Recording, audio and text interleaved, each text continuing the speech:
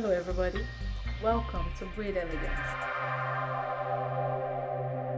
Undercover Housewives. Do you wonder what that means? Let me paint you a picture. So this beautiful woman is in this house. She's cooking, she's cleaning, she's washing, she's wiping, she's dusting, everything. And when the man comes home, she takes care of him too. You know what I mean by taking care of him, right? I don't need to expatiate on that. Physically, emotionally, she takes care of him. But she doesn't have a ring on her finger. She's not married to him. She's not his wife. That's what I call an undercover housewife. Nobody recognizes her as his wife. There is no document to prove that. She cannot call herself his wife in the presence of other people because nothing has been done to that effect. But she is here cooking, cleaning, washing, taking care of him. Now, let me tell you something, ladies. Cooking, cleaning, washing is the job of a housewife. Note, housewife. That's a woman who is married to this man and she has decided to work at home instead. Some women choose to work outside, to work for other people in order to get maybe more financial help for the family. And some other women choose to stay home and do the work. Because for those that go out, you have to employ somebody else to do the work at home. So some other women choose to work at home, take care of the home, take care of the children. That is a housewife. But if you, as a single lady, you are doing all these things and the man is not yet married to you, you need to go and get your head checked in a psychiatric hospital. Cooking, cleaning, and every other thing for a man is the work, the job of a housewife. It's something she would joyfully do. That's the job of a housewife. There's a ring on her finger. The court supports her. The church or whatever you worship supports her. Everybody recognizes her as the wife.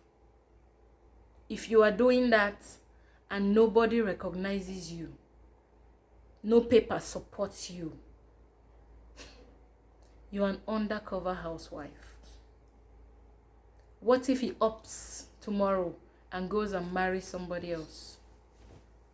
For a man to have his chores done and his sexual needs met, he should have been man enough to make you his wife. When you are dating, you should not be compelled to do any chore for any man with blood running through his veins on the surface of this earth. If he cannot marry you because you are not washing or cooking for him, believe me, in the first instance, he never intended to marry you. Cooking and cleaning for him will not make you any closer to your goal of marrying that man if he has not decided to marry you. The rest of your life, you will be living with him. You will have to make sure every of his needs are met. So that is an honor to give somebody that has wifed you. You don't waste that honor on somebody that has not been man enough to make you his wife. Do you hear me? Until you say, I do, you should not be compelled. You are not compelled to do house chores for any man. If he insists, he did not intend to marry you in the first instance. I hear guys who compare how well girls do their chores.